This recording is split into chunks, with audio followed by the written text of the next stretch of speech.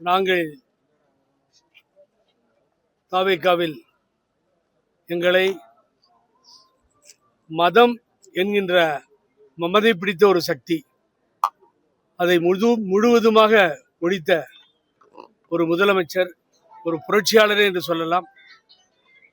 ஜாதி இல்லை, யார் கேண்டிடேட் தெரியாது, யார் மினிஸ்டர் புரியாது, யாருன்னு தெரியாது, எந்த ஜாதிக்கு யார் ஓட்டு போட்டாங்க என்கிற காலங்களை எல்லாம் தூக்கி எறிந்து மதத்தையும் ஜாதியையும் நம்பி பிழைத்தவர்களை எல்லாம் பின்னுக்கு தள்ளி ஒரு மாபெரும் வெற்றியை கொடுத்து தமிழகத்தை ஆண்டு கொண்டிருக்கின்ற, நல்லாட்சி நடத்தி கொண்டிருக்கின்ற மாண்புமிகு முதல்வர் புரட்சி தளபதி அவர்கள் முன்னிலையிலே எங்களை நாங்கள் ஐக்கியப்படுத்திக் கொண்டோம். கழகத்திலே தாவேகாவிலே இணைந்துள்ளோம் என்கின்ற மகிழ்ச்சியான செய்தியை தெரிவித்துக் கொள்கிறேன். என்னன்னா, உங்கள்கிட்ட சொல்லணும்னா உள்ள போன பின்னாடி எங்கேயா ஏடிஎம்கே ஆபீஸ் கொண்டுமோன்ற மாதிரி இருந்துச்சு. ஏன்னா 95% பார்த்தீங்கன்னா அனைத்து இந்திய அண்ணா திராவிட முன்னேற்ற கழகத்தினுடைய அனைத்து இந்திய அண்ணா திராவிட முன்னேற்ற கழகத்தினுடைய முன்னாள் அமைச்சர்கள், முன்னாள் நாடாளுமன்ற உறுப்பினர்கள், முன்னாள் சட்டமன்ற உறுப்பினர்கள் என பலரை பார்க்க முடிந்தது. அதில் விஜயதரணி அவர்கள் பாஜகவில் இருந்து வந்தவர்கள். அதை விட்டால் ஜெகத் ரட்சகனுடைய சன்னு கூட வந்திருந்தார் திராவிட முன்னேற்ற கழகத்திலிருந்து. உங்களுக்கு இப்போ நான் உங்களை மீட் பண்ணி ஒரு முக்கியமான பிரச்சனையை யாரும் சொல்லாத சொல்ல போறேன். என்னன்னா, அசம்பிளியில கை காமிச்சாரு முதலமைச்சர், இப்படி கையை காமிச்சாரு அசம்பிளியில், தவறு. இது டைரக்டர் யாரு? இப்ப இருக்க சபாநாயகர் ஜேசிடி பிரபாகரன் அண்ணனா அப்படின்னு அருமைக்குரிய உதயநிதி ஸ்டாலின் அவர்கள் கேட்கிறார்கள். தனையன் தந்தையிடத்திலே ஆலோசனை பெறுவதிலே தவறில்லை. இதே சட்டமன்றத்தில் அடித்து நொறுக்கி சபாநாயகர் சேரை ரான்சாக்டு என்று இந்தியா முழுவதும் ஆங்கில தொலைக்காட்சிகளில் போய்கொண்டிருந்தது. அடிச்சு கம்ப்ளீட்டா நொறுக்கிட்டாங்க.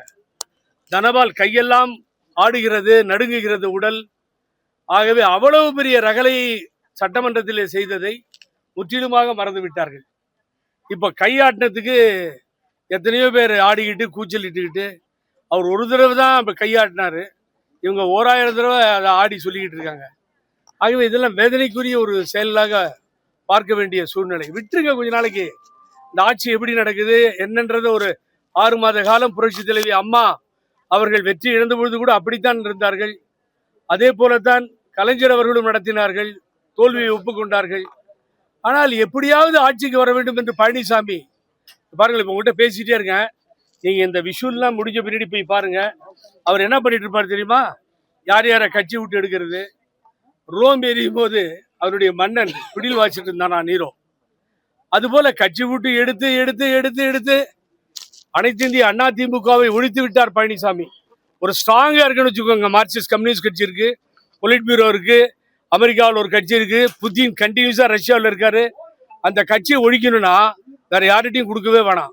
அந்த கட்சியை நிரந்தரமா ஒழிக்கணும்னா பழனிசாமி கையில் கொடுத்தா போதும். நிரந்தரமா ஒழிச்சு எல்லாத்தையும் ஷிப் பண்ணி விட்டுருவாரு. ஆகவே அந்த வேலையை அவர் பார்த்து கொண்டு அதிமுகவை முடித்து விட்டார்.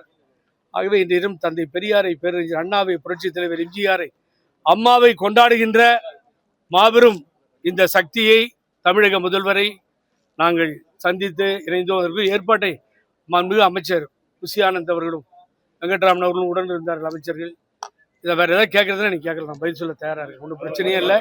இதுதான் இன்றைய. ரொம்ப நன்றிங்க. ரொம்ப நன்றி. Thank you sir.